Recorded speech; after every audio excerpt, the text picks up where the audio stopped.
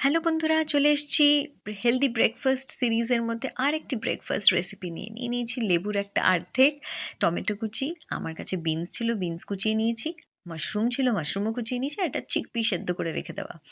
আচ্ছা, আর নিয়ে নিয়েছি ব্রকলি ছোটো ছোটো করে কাটা, নিয়ে নিয়েছি পেঁয়াজ কুচি, আর এইটা যেটা এক্ষুনি দেখালাম এটা আমার কাছে না পাউরুটির স্যান্ডউইচ বানিয়েছিলাম আমি, হ্যাঁ, সেই স্যান্ডউইচের একটু পুর ছিল সেটাও নিয়ে নিয়েছি। আপনাদের কাছে যদি রেখে দেওয়া আলুর পুর বা আলু সেদ্ধ থাকে সেটাও নিয়ে নিতে পারেন, বেশ ভালো লাগবে। আর এটা কি ছিল বলুন তো, আমার গার্ডেনের ফ্রেশ লেটুস পাতা জাস্ট কচি কচি বেরিয়েছে, আমি ভাবলাম একটু নিয়ে নিই, ফ্রেশ লেটুস অ্যাড করে দেবো, একটু ধুয়ে নিয়েছি বলে ওটা মনে হচ্ছে একটু নেতিয়ে গেছে।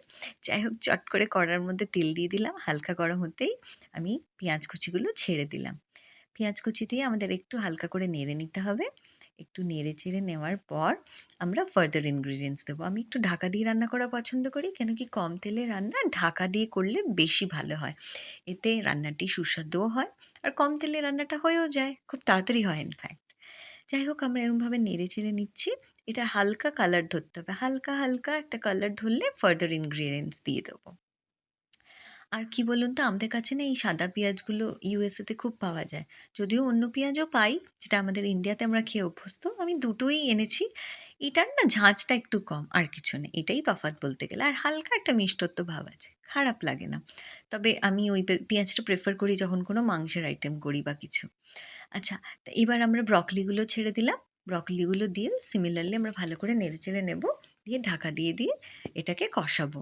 দিয়ে একটু নুন দিয়ে দিলাম যাতে একটু সফট হয়ে যায় আর ভেতরে নুন মশলাগুলো ঢুকতে পারে।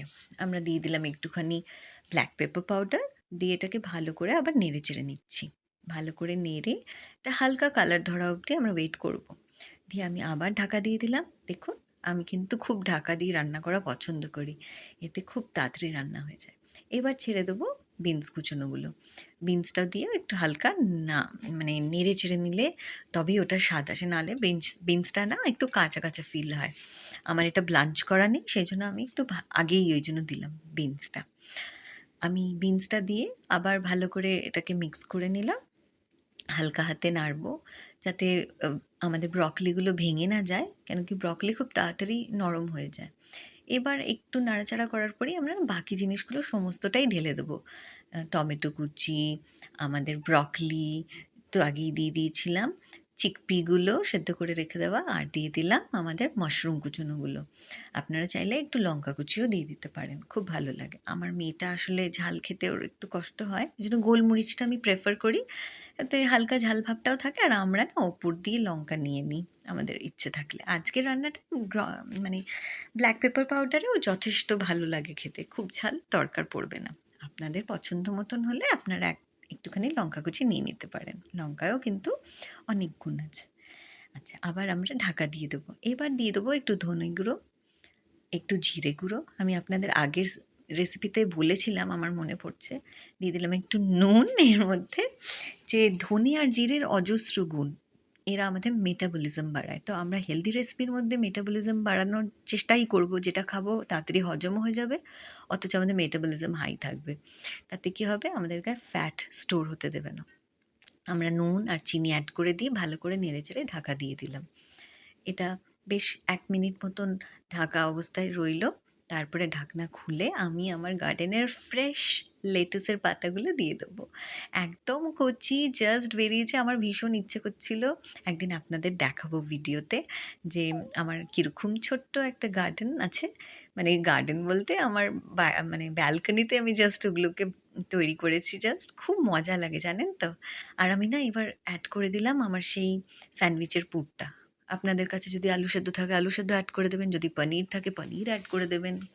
ওগুলোকে ছোটো ছোটো করে হাতে ম্যাশ করে আর লেবুর রসটা দিয়ে দেবেন, ব্যাস হয়ে গেল। কিন্তু খুব ইজি আর খুব চটজলদি। ভাবুন, আগের দিন রাত্রে শুধু আপনাকে কাবলি ছোলাটা ভিজিয়ে রেখে দিতে হবে, আর সকালে উঠে চা খেতে খেতে জাস্ট ওটাকে সেদ্ধ করতে দিয়ে দেবেন, ব্যাস। তারপরেই কিন্তু আপনার রান্নাটা ১০ থেকে ১৫ মিনিটের মধ্যে হয়ে যাবে, মানে সব মিলিয়ে বলছি, along with the arrangements। দেখুন, আমাদের কিন্তু রেসিপিটা একদমই হয়ে গেছে। জাস্ট একটু ঢাকা দিয়ে স্ট্যান্ডিং টাইম দিয়েছিলাম যাতে সমস্ত মশলা আর মানে ইকুয়ালি আর কি লেবুর রস-টস সব ওতে মেখে যায় আর ভেতরে, ভেতরে ওগুলো যেন পৌঁছে যায়। দেখুন জিনিসটা স্ট্যান্ডিং টাইপে একদম ফুললি প্রিপেয়ার্ড আর উপরে একটু লেবুর রস একটু স্প্রিঙ্কল করে দিতে পারেন। চাইলে একটু কাঁচা পেঁয়াজও দিতে পারেন। না দিলেও কোনো ক্ষতি নেই। এটা একদম